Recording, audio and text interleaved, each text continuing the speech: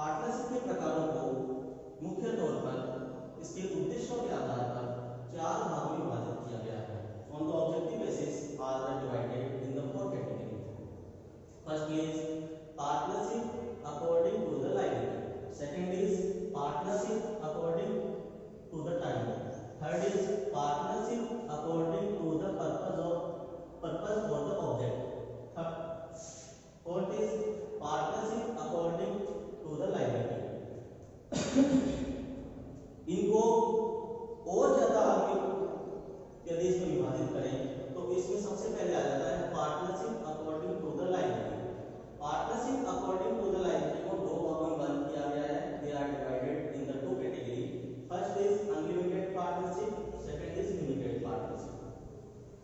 Time के basis पे इनको 2 भागों में विभाजित किया गया है, fixed time partnership and non fixed time partnership. Purpose और ऑब्जेक्ट के बेसिस पे 2 भागों में विभाजित किया गया है, पार्टनरशिप एट विल और particular partnership. And third is legal partnership, जिसको हम लीगलिटी के बेसिस के ऊपर भी विभाजित कर सकते हैं, लीगल पार्टनरशिप और इलीगल पार्टनरशिप। सबसे पहले हम बात करते हैं अनलिमिटेड पार्टनरशिप। बेटा पार्टनरशिप नॉर्मली अनलिमिटेड ही होती है। क्या होती है अनलिमिटेड पार्टनरशिप? अनलिमिटेड पार्टनरशिप वह पार्टनरशिप होती है जिसमें पार्टनर्स का जो आपकी लायबिलिटी होती है वो अनलिमिटेड होती है, यानी इसकी कोई सीमा नहीं होती। इसका मतलब ये है कि हमारी फर्म की जितनी भी लायबिलिटी है वो हमारे पार्टनर्स को ही चुकानी है। जैसे मान लीजिए किसी फर्म की लायबिलिटी 5 लाख रुपए है, ये हमें कहां से पता चलेगा? यह हमें पता चलेगा हमारी बैलेंस शीट से। लायबिलिटी एसेट्स आपको पता है दोनों का टोटल इक्वल होता है 5 lakh rupees and 5 lakh rupees. अब आप कहेंगे सर कि जब एसेट्स हमारी 5 लाख रुपीस की है तो हमें लायबिलिटी को पेड करने में कहां दिक्कत आ रही है? दिक्कत आएगी। क्यों? क्योंकि हमारी जो एसेट्स है वो जरूरी नहीं है उसका मार्केट प्राइस 5 लाख रुपए हो। सपोज कीजिए कि हमने जब इन 5 लाख रुपए की एसेट्स को मार्केट में सोल्ड किया तो इनसे रियलाइज होने वाली वैल्यू 2 लाख रुपए हमें प्राप्त हुई। इन 2 लाख रुपए को हम लोग 5 लाख रुपए की लायबिलिटी को चुकाने में उपयोग नहीं ले सकते या फिर ये पूरी नहीं चुकाई जा सकती। तो इस सिचुएशन में 3 लाख रुपए की व्यवस्था पार्टनर्स को खुद अपनी एसेट्स से करनी पड़ेगी। वो चाहे अपनी एसेट्स को बेच के करे या फिर वो खुद उनका भुगतान करे। इसी को हम कहते हैं अनलिमिटेड पार्टनरशिप। अनलिमिटेड पार्टनरशिप में फर्म की पूरी लायबिलिटी की जिम्मेदारी हमारे पार्टनर्स की ही होती है, वही उसको पेड ऑफ करेंगे। सेकंड आती है इसमें limited partnership. Limited partnership normally company act के अंदर आ जाता है। यदि हम लिमिटेड पार्टनरशिप करते हैं तो इसके लिए लिमिटेड पार्टनरशिप एक्ट 2008 बनाया गया है, जिसको हम क्या बोलते हैं? LLP 2008, जिसकी ये सारी विशेषताएं होती है। First, name of the LLP is approved by the registrar of the company, यानी जो हमारी LLP का जो नाम होगा वो कंपनी रजिस्ट्रार के द्वारा हमें अप्रूव करवाना पड़ेगा। यही प्रोसेस होती है हमारी एक विशेष तौर पे जो हमारी कंपनी होती है उसको अप्रूव करवाने की भी। जब भी हम हमारी एक रूप से कंपनी बनाते हैं तो उसको अप्रूव जो हमें करवाने के लिए उस चीज को रजिस्टर करवाने के लिए भी हमें हमारे कंपनी एक्ट से उसको अप्रूव करवाना पड़ता है। यानी सेम प्रोसेस होती है, चाहे आप लिमिटेड लायबिलिटी पार्टनरशिप कर लीजिए चाहे आप खुद से कंपनी की स्थापना कर लीजिए, एक ही प्रकार की प्रोसेस होती है। सेकंड है LLP come into existence by entering into an agreement by the partners which define their respective duties and responsibility and also their profit and sharing ratio। जो उनका जो ड्यूटीज है वो सारी वो अपने आप निभाएंगे और उस फर्म से लाभ होने वाले को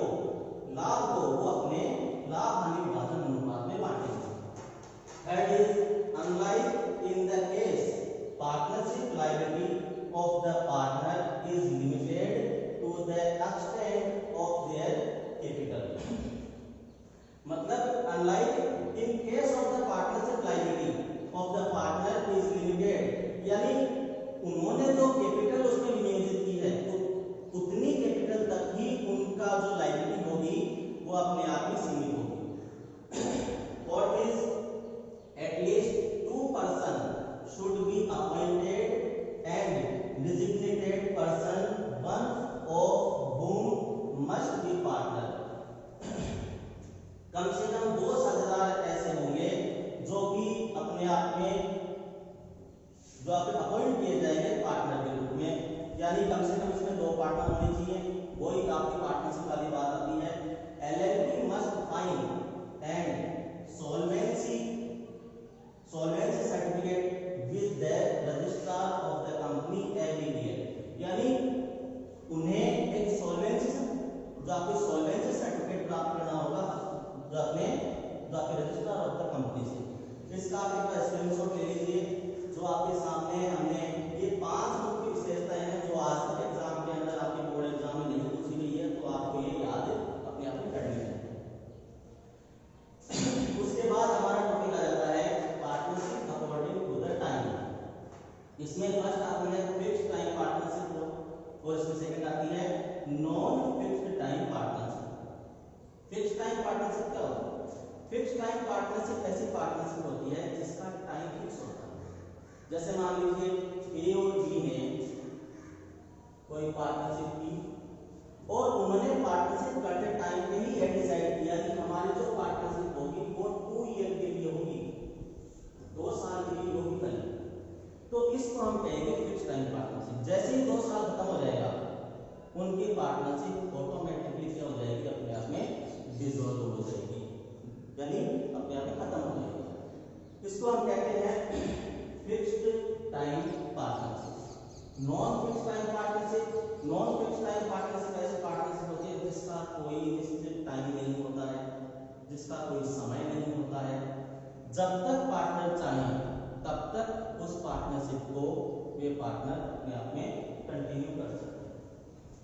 third is partnership at will. Partnership at will ऐसी पार्टनरशिप होती है जो कि नॉर्मली होती तो फिक्स्ड टाइम पार्टनरशिप ही है, लेकिन यदि फिक्स्ड टाइम पार्टनरशिप को पार्टनर एक्सटेंड करना चाहे आगे, जैसे ए और बी ने बनाते समय तो 2 साल के लिए पार्टनरशिप बनाई थी, लेकिन अब ए और बी ये चाहते हैं कि हम पार्टनरशिप को और ज्यादा एक्सटेंड करें, आगे चलाएं, तो इस पार्टनरशिप को हम कहेंगे पार्टनरशिप एट विल, यानी इच्छा पर आधारित पार्टनरशिप।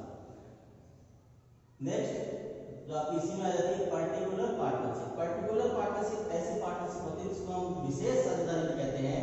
विशेष साझेदारी ऐसी साझेदारी होती है जो किसी विशेष कार्य को करने के लिए बनाई गई हो। विशेष कार्य यानी जैसे कि पुल निर्माण, जैसे कि सड़क निर्माण, जैसे कोई ठेका कार्य हो गया, जैसे ही वो विशेष कार्य जो अपने आप में पूर्ण हो जाएगा, खत्म हो जाएगा, हमारी पर्टिकुलर पार्टनरशिप वहीं पर समाप्त हो जाएगी। थर्ड ऑब्जेक्ट हमारा आता है partnership according to the legality. इसमें फर्स्ट आती है आपकी लीगल पार्टनरशिप। लीगल पार्टनरशिप वह साझेदारी होती है, वह पार्टनरशिप होती है जो कि पार्टनरशिप एक्ट 1932 के अकॉर्डिंग जो कि नियम कायदों के हिसाब से काम करे और जो कि उसी के अनुसार चले, जिसमें सभी rule and regulation legal partnership में लगते हैं पार्टनरशिप एक्ट 1932 के, उसको हम कहते हैं लीगल पार्टनरशिप यानी वैध साझेदारी। नेक्स्ट आ जाता है अवैध साझेदारी। अवैध साझेदारी एक ऐसी साझेदारी होती है जो जिसमें पार्टनरशिप एक्ट 1932 के नियम कायदे नहीं लगाए जाते हैं, जो कि पार्टनरशिप एक्ट 1932 के नियम कायदों के हिसाब से नहीं बनाई जाती है। इसमें कुछ विशेष तौर पे इसकी विशेषताएं बताई गई है। इसमें सबसे पहले आ जाती है when the object of the partnership is illegal। Illegal partnership जो हमारी कब हो जाती है, जब हमारी पार्टनरशिप का ऑब्जेक्ट इलीगल हो जाए, यानी हमारी पार्टनरशिप पे काम करने का उद्देश्य इलीगल हो जाए, यानी हम कोई ऐसा काम करने की पार्टनरशिप कर लें जो कि इलीगल है। बस आप लोग यही याद रखिए। सेकंड आ जाता है हमारा when number of partner become less than 2, जब हमारी पार्टनरशिप के पार्टनर्स के नंबर 2 से कम हो जाए और 50 से ज्यादा हो जाए, ऐसी सिचुएशन को हम कहते हैं, जब हमारी पार्टनरशिप में ऐसी सिचुएशन बन जाती है तो उसको हम कहते हैं इलीगल पार्टनरशिप, वो भी इलीगल पार्टनरशिप में आ जाएगी। थर्ड इज जब हमारी पार्टनरशिप में कोई भी एनिमी कंट्री का कोई भी व्यक्ति पार्टनर बन जाए तो इस सिचुएशन में भी हमारी पार्टनरशिप जो है वो इलीगल बन जाएगी। थर्ड इज यदि हमारी पार्टनरशिप नेशनल या इंटरनेशनल पॉलिसी के विरुद्ध हो जाए तो उसके अंदर भी हमारी पार्टनरशिप जो है वो इलीगल बन जाएगी। इसका आप एक बार स्क्रीनशॉट ले लीजिए, और यदि खोज करके इसको देखना चाहते हैं तो वो भी आप देख सकते हैं। सेकंड टॉपिक हमारा आएगा पार्टनरशिप डीड। नेक्स्ट टॉपिक हमारा आता है पार्टनरशिप डीड। क्या होती है पार्टनरशिप डीड? पार्टनरशिप डीड एक ऐसा डॉक्यूमेंट होता है जिसमें फर्म से संबंधित सभी टर्म एंड कंडीशन लिखी जाती है, यानी फर्म किन शर्तों के अनुसार चलेगी वो शर्तें इस डॉक्यूमेंट में लिखी होती है। यह डॉक्यूमेंट पार्टनर्स के टाइम पे फर्म के जो आपकी फर्म में रजिस्ट्रेशन के टाइम में बनाया जाता है। अब फर्म रजिस्टर्ड है या अनरजिस्टर्ड है कोई फर्क नहीं पड़ता। यदि आपकी फर्म रजिस्टर्ड है तो भी लीगल है, यदि आपकी फर्म अनरजिस्टर्ड है तो भी लीगल है। पार्टनरशिप एक्ट इस संबंध में कौन है? पार्टनरशिप एक्ट इस संबंध में साइलेंट है। वो नहीं कहता कि आप अपनी पार्टनरशिप फर्म रजिस्ट्रेशन अपने आप में इस चीज को करवाना कंपल्सरी है, लेकिन यदि हम करवा लेते हैं तो हम हमारे वाद जो भी हमारे डिस्प्यूट्स होते हैं उन डिस्प्यूट्स को सॉल्व करने के लिए कोर्ट के पास जा सकते हैं। और यदि हमारी फर्म अनरजिस्टर्ड है तो उस सिचुएशन में हम कोर्ट के पास यह तय करने जा सकते हैं कि हमारी ये सारी जो आपकी शर्तें हैं, क्यों? क्योंकि अनरजिस्टर्ड होगी तो उस सिचुएशन में कोर्ट यह मानेगा कि आपने पार्टनरशिप डीड नहीं बनाई, और उस समय में कोर्ट जो निर्णय देगा वो इन नियमों के हिसाब से देगा। ये नियम कौन से हैं? Rules applicable in the absence of partnership deed. और यदि हमने फर्म को रजिस्टर्ड करवाया है तो रजिस्टर्ड करवाते टाइम में पार्टनरशिप एक्ट में हमसे हमारी पार्टनरशिप डीड मांगी जाएगी जो कि हमें बनानी कंपल्सरी होगी। और यदि उस सिचुएशन में भी हम यदि पार्टनरशिप डीड को नहीं बनाते हैं तो भी हमारे ऊपर यही नियम लगाए जाएंगे। आई होप आप लोग समझ गए होंगे। पार्टनरशिप डीड की डेफिनेशन होती है, it is a document which is prepared by the partners. In this document contain all the term and condition of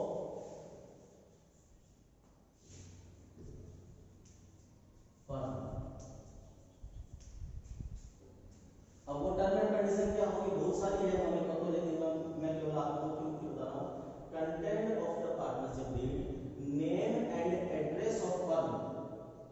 firm के नेम एंड एड्रेस, यानी जो हमारी फर्म जहां पर भी स्थित है उसका एड्रेस और हमारी फर्म का नाम। जैसे एबीसी सन्स, ये हमारी फर्म का नाम हो गया। नाम कुछ भी हो सकता है, आप जो भी नाम रखना चाहे आप कर सकते हैं। Name and address of partners, यानी हमारे साझेदारों के नाम और उनके पते। Nature and place of business, हमारे बिजनेस का नेचर क्या है और उनका उसका स्थान क्या होगा, यानी जहां से हम लोग बिजनेस को जो अपने आप शुरुआत करेंगे, जहां से हम लोग बिजनेस करेंगे, चाहे वो फैक्ट्री भी हो सकती है, हमारी ऑफिस भी हो सकती है। Date of commitment of business, यानी हमने बिजनेस को कब से स्टार्ट किया है। ड्यूरेशन ऑफ द पार्टनरशिप, हमारी पार्टनरशिप की ड्यूरेशन क्या होगी। यदि लिमिटेड टाइम पार्टनरशिप है तो हमें यहाँ पे ये चीज लिखना पड़ेगा। अनलिमिटेड टाइम पार्टनरशिप है तो हमें यहाँ पे अनलिमिटेड टाइम पार्टनरशिप लिखना पड़ेगा। पर्टिकुलर पार्टनरशिप है तो हमें यहाँ पे लिखना पड़ेगा particular partnership. Partnership at will है तो यहाँ पे हमें यह लिखना पड़ेगा partnership at will. Amount of capital contributed by each partner, यानी साझेदारों ने जो पूंजी लगाई है हमारी फर्म के अंदर वो कितनी कितनी लगाई है, यह चीज भी हमें यहाँ पे लिखनी पड़ेगी। Amount which can be withdraw by each partner, यानी साझेदार प्रतिवर्ष कितनी राशि विथड्रॉ करेंगे, एक निश्चित राशि विथड्रॉ करेंगे या कोई अनिश्चित राशि नहीं होगी जो कि वो विथड्रॉ करेंगे। नेक्स्ट है यहाँ पे मुख्य जो आपका इंपॉर्टेंट पॉइंट है वो आ जाता है profit sharing ratio. Profit sharing ratio क्या होगा, यानी उस फर्म से होने वाले लाभ के लोग किस अनुपात में लेंगे, यह अनुपात आपका 3:2:1 भी हो सकता है, 1:1:1 भी हो सकता है, 1:1 भी हो सकता है, 1:2 भी हो सकता है, या फिर कैपिटल रेशियो के अंदर भी हो सकता है। यदि वो कैपिटल रेशियो डिवाइड करना चाहते हैं तो कैपिटल रेशियो हो सकता है, जो हमें यहाँ पे लिखना पड़ेगा कि कैपिटल रेशियो में हम लोग यह देंगे। इंटरेस्ट ऑन कैपिटल, कि इंटरेस्ट ऑन कैपिटल यदि वो कैपिटल के ऊपर इंटरेस्ट लेते हैं तो वो किस रेट से उनको दिया जाएगा। इंटरेस्ट ऑन ड्राइंग, यदि वो फर्म से पैसा विथड्रॉ करते हैं तो उनसे इंटरेस्ट किस रेशियो में, किस रेट में लिया जाएगा। सैलरी एंड बोनस, पार्टनर्स को सैलरी और बोनस मिलेंगे या फिर नहीं मिलेंगे, मिलेंगे तो कितना मिलेगा, और मंथली मिलेगा या फिर क्वार्टरली मिलेगा या फिर हाफ ईयरली मिलेगा या फिर ईयरली मिलेगा, यह कंडीशन भी हमें यहाँ पे डालनी होगी। यह आपके आगे पार्टनरशिप डीड के मुख्य कंटेंट होते हैं, तो 20-22 कंटेंट है, लेकिन मैंने आपको यहाँ पे मुख्य बताया है, बाकी आपको आपके नोट्स में उपलब्ध करवा दी जाएगी। अब बात आती है rules applicable in the absence of partnership deed. First आ जाता है प्रॉफिट शेयरिंग रेशियो। यदि हमने पार्टनरशिप डीड नहीं बनाई है तो हमारा प्रॉफिट शेयरिंग रेशियो किस रेशियो में होगा। बच्चों ध्यान रखना, सबसे इंपॉर्टेंट पॉइंट है ये, इसी पॉइंट में बच्चे चूक करते हैं। यदि हमने यदि आपके क्वेश्चन में पार्टनरशिप के आपके प्रॉफिट शेयरिंग रेशियो नहीं दिया गया है तो उस सिचुएशन में आपका प्रॉफिट शेयरिंग रेशियो होगा इक्वल। क्या होगा, इक्वल होगा। मान लीजिए 2 पार्टनर है तो वहां पे रेशियो क्या होगा, 1:1। मान लीजिए यहाँ पे 3 पार्टनर है तो यहाँ पे रेशियो क्या होगा, 1:1:1। 4 पार्टनर है तो क्या होगा, 1:1:1:1। इस तरह से आपका पार्ट, मान लीजिए 50 पार्टनर है तो एक पार्टनर को कितना मिलेगा, 1/50। 2 पार्टनर है तो एक पार्टनर कितना मिलेगा, 1/2। 3 पार्टनर तो एक पार्टनर कितना मिलेगा, 1/3। 4 पार्टनर तो एक पार्टनर कितना मिलेगा, 1/4।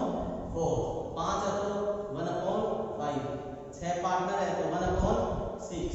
यानी यदि हमारी फर्म में पार्टनरशिप डीड नहीं है या फिर वे प्रॉफिट शेयरिंग रेशियो को डिसाइड करना भूल गए हैं at the beginning of the partnership, तो उनका प्रॉफिट शेयरिंग रेशियो हर बार इक्वल होगा।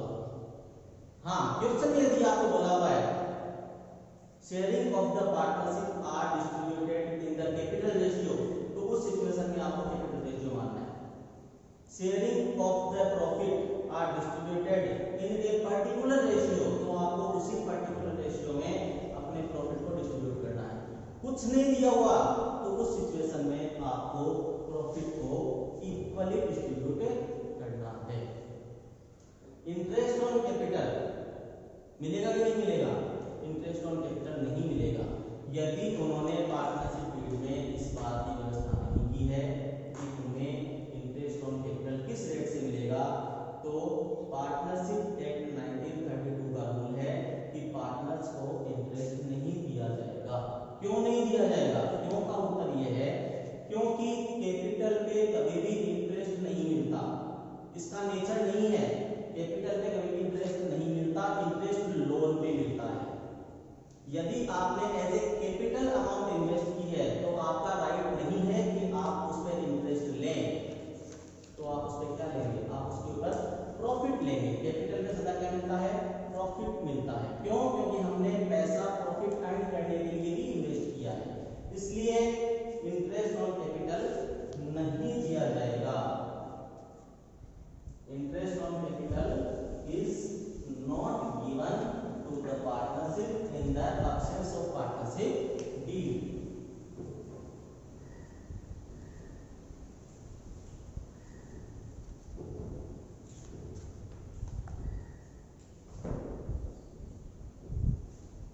इंटरेस्ट ऑन ड्रॉइंग्स, जब पार्टनरशिप के ऊपर यानी कैपिटल के ऊपर हम इंटरेस्ट नहीं दे रहे तो उनके द्वारा विड्रॉ की जाने वाली अमाउंट के ऊपर हम इंटरेस्ट ले भी नहीं सकते। तो interest on capital is not applicable.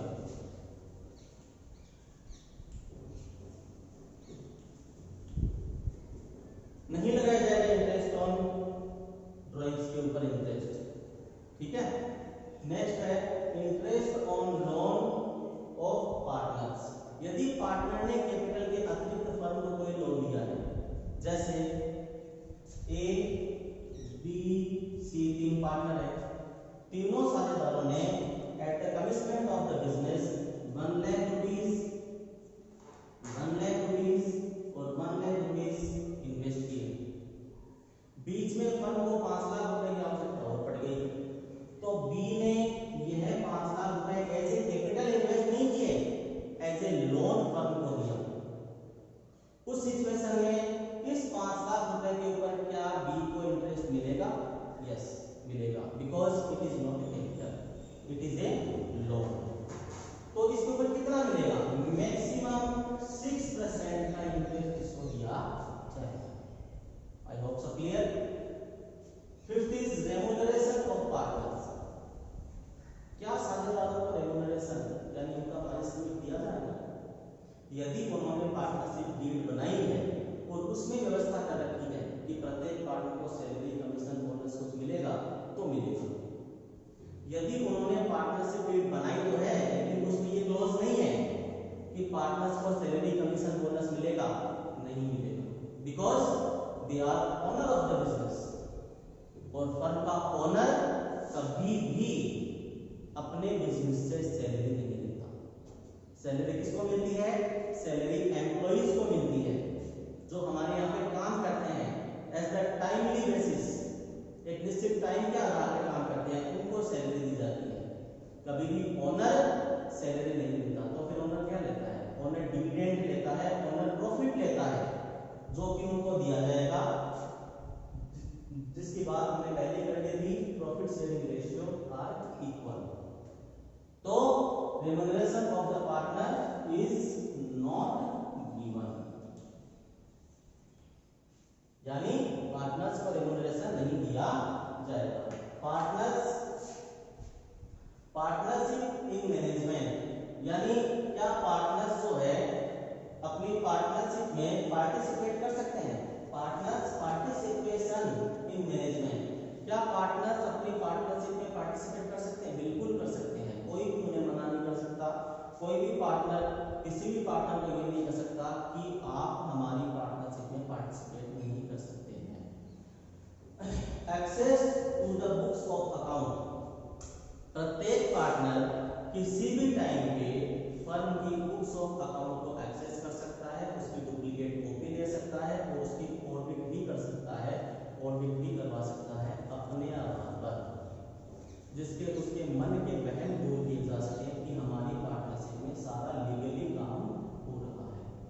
ये चीज हमने आज बात की। सबसे पहले तो हमने बात की जो आपकी टाइप्स ऑफ द पार्टनरशिप, जिसको अलग अलग भागों में विभाजित किया गया था। सेकेंड आ गया था हमारा पार्टनरशिप डीड, जो कि हमने बात की, ये हो गया आपके पार्टनरशिप डीड के कंटेंट। और थर्ड है हमारा rules applicable in the absence of partnership deed, जो कि ये 7 पॉइंट मैंने आपको बताए। बेटा ये पॉइंट आपका मोस्ट इंपोर्टेंट पॉइंट है, क्योंकि इसी पॉइंट के आधार पे हम आगे आने वाले क्वेश्चंस को सॉल्व करेंगे। ये पॉइंट हर क्वेश्चन में लगेंगे। ये पॉइंट आपके थ्योरेटिकल बेसिस है, आप इसके नोट्स जो बना लीजिए, और